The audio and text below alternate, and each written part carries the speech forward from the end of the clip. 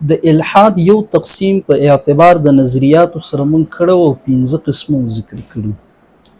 نن به دویم تقسیم د الله پاک په توفیق سره ذکر کوو په اعتبار د محرکاتو سره، په اعتبار د وجوهات او د اسباب سره.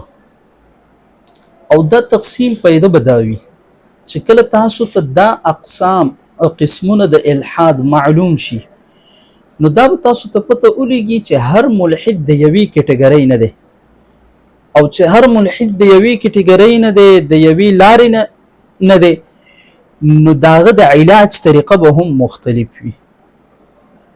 نو دا قسمونه په دې معنا باندې زیات یادول پکار دي چې تا ته پته ولګي چې دا پلان کې ملحد کم قسم د الحاد کې راځي، چې بیا په هغه طریقه باندې او د هغې قسم والا علاج ورته سکی هغه ورته وکي.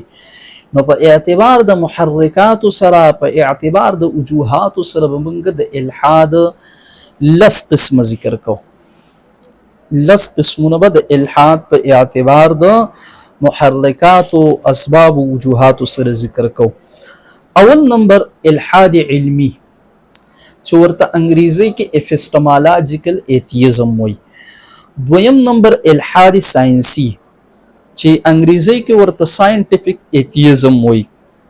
دریم نمبر الحاد نفسیاتی چې ورته په انګریزي کې سایکالوجیکل ایتیزم وایي. څلورم نمبر الحاد فلسفي چې انګریزي کې ورته فلسفیکل ایتیزم وایي. پنځم نمبر الحاد جذباتی چې انګریزي کې ورته ایموشنل ایتیزم وایي. او شپږم نمبر الحاد اخلاقی چې انګریزي کې ورته مورل ایتیزم وایي. اووم نمبر الحاد وجودي چې انګریزي کې ورته ایگزیسټنشل ایتیزم وایي. او اتم نمبر دی الحاد معاشرتی چې ورته انګریزي کې سوشیالوجیکل ایتیزم وایي. او نهم نمبر دی الحاد عملی چې ورته پریکټیکل ایتیزم وایي. او لسم نمبر دی الحاد نفسانی چې ورته ډیزایر یا هیډونیسټک ایتیزم هغه ویل کیږي. نو دا لس قسمه ذکر کوو. د الحاد په اعتبار د محرکات سره موږ تفصیلا د لس قسمونه سکو هغه ذکر کوو. نو اول نمبر قسم پدې کې اپیسټمالوجیکل ایتیزم. اپیسټمالوجیکل نمخ کې تاسو او پیژنې اپیسټمالوجي. اپیسټمالوجي ویل کیږي علمیات ته. دا د فلسفي هغه شاخ دی چې د علم حقیقت، د علم د راتلو ذرائع او علم برازي څنګه د دې مختلف قسم امور نه بحث کوي. یعنی په دې کې علم څه شی دی، علم په یو حقیقت باندې راځي څنګه، اسباب د علم څه دي، د دې سوالاتو جوابات کیږي. نو دې ته اپیسټمالوجي وایي. بیا د هر څه په ذرایع العلم کې خپل خپل مذاهب او خپل خپل اقوال دي. څوک وایي په یو حقیقت باندې د علم د راتلو دپاره واحد ذریعه مشاهده ابزرویشن دی. څوک وایي په یو څیز باندې د علم د راتلو دپاره واحد صرف یو ذریعه ده او هغه ریزن یعنی عقل دی. څوک وایي د علم د راتلو دپاره په یو څیز باندې واحد ذریعه وجدان دی. مختلف قسم هغه علمیات ذکر کیږي او مختلف ذرایع د علم ذکر کیږي.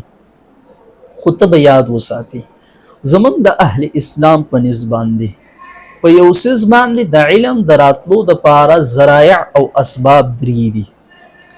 یو دی په هغې کې حواس خمسه، دویم دی عقل سلیم، او دریم نمبر دی خبر صادق.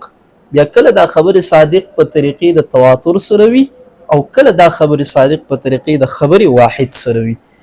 مونږ به د دې خپل ذرایع العلم نه، د اسباب العلم نه چې کوم شرع العقائد مولا العقائد النصفیه مولا ذکر کړي دي چې واسباب العلم للخلق ثلاثه، نو التبا کتاب اخیره کې را روان دی، به موږ الته تفصیلا ذکر کوو، د دې پوره وضاحتونه به الته کوو.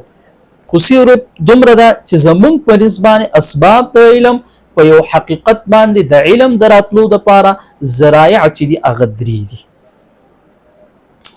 دی وخت کې ساينټیزم والا یا ساينسټیزم والا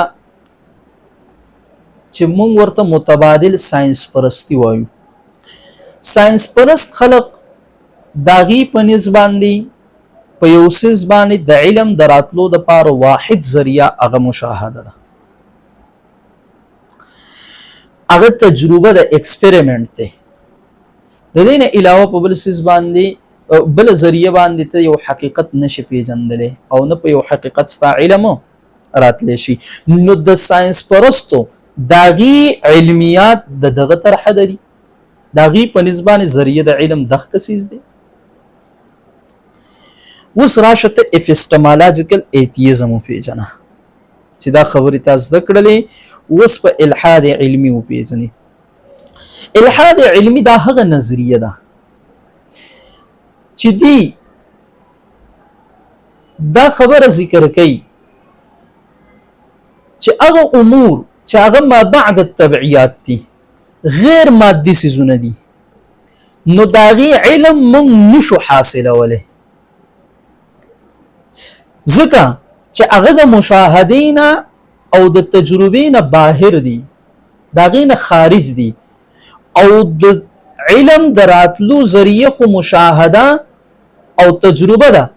نو چې دغه ما بعد التبعیات امور په مشاهده کې نشرات لله، په تجربه کې نشرات له، نو مونږ داغه علم نشو حاصلوله.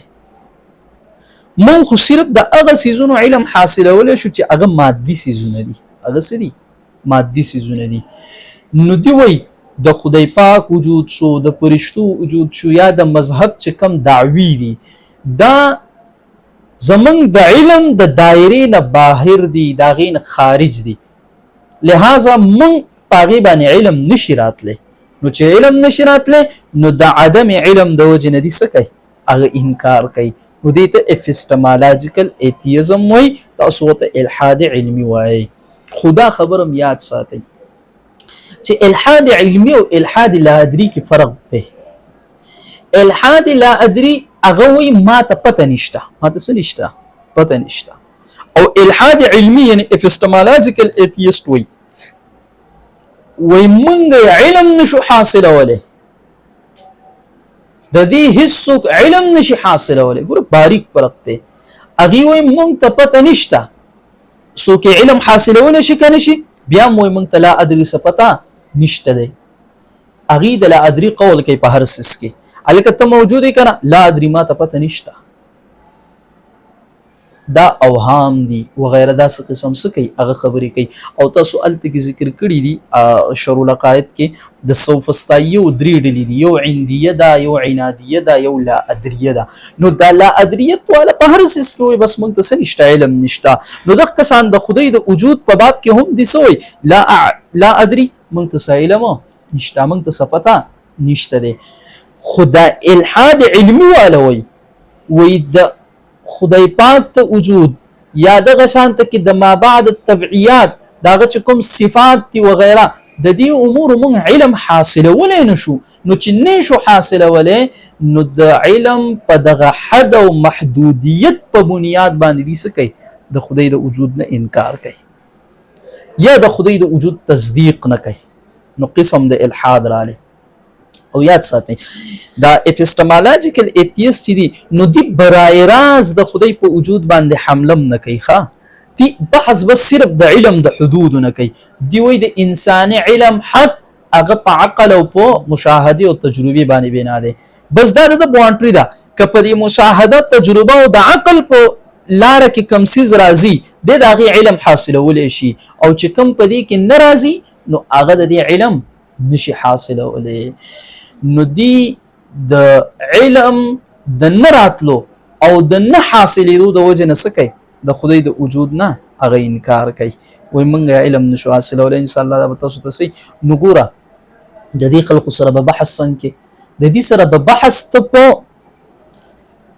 بوانټری او په حدود د علم او په ذرایع د علم کې دې ته بتوای چې حواس خمسم علم نه ذریعه د علم ده یعنی مشاهده، عقلم ذریعه د علم ده، خود دې دواړو نه علاوه خبر صادق هم ذریعه د علم ده. منګه د خبر صادق په ذریعه باندې هم ډیرو سيزونو باندې علم څه کولای شو راوستې شو. او بیا به ورته ذکر کی چې ګوره د تاریخ کوم امور دي، مثلا چارلز ډاروین دی، دا تیر شوی دی د نن نه دومره کاله مخکې، اوس د موږ مشاهده کړې نموده کړې، تجربه مو کړې نموده کړې. آیا په عقل سره موږ دغه وجود معلومولی شو؟ نشو معلومولی. نو د څه په ذریعه باندې موږ ته دا علم را رسېدلی دی؟ خو د خبر صادق په ذریعه باندې را رسېدلی دی.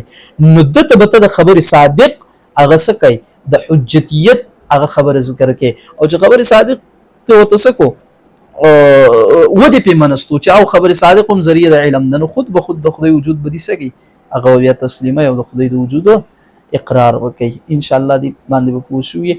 چون کې دي کې باریک باریک فرقونه دي، نو چې هغه تاسو ته شي معلوم شي او دی وجه نه دا لږ تفصیلی دی. زوا عبارت दूसरी तकसीम बातिबार मुहर्रिकात, इल्हाद की नौइयत को समझने के लिए इसे उसकी बुनियादी मुहर्रिकात, फ़िक्री तरीक़ाकार और उन असबाब के एतबार से भी तकसीम किया जाता है जो इनकार खुदा के पस पुष्ट कार परमा होते हैं. او چې ګوره دا سره د الحاد طرف ته تللی دی، د خدای د وجود نه انکار کوي، د څه وجې نه کوي؟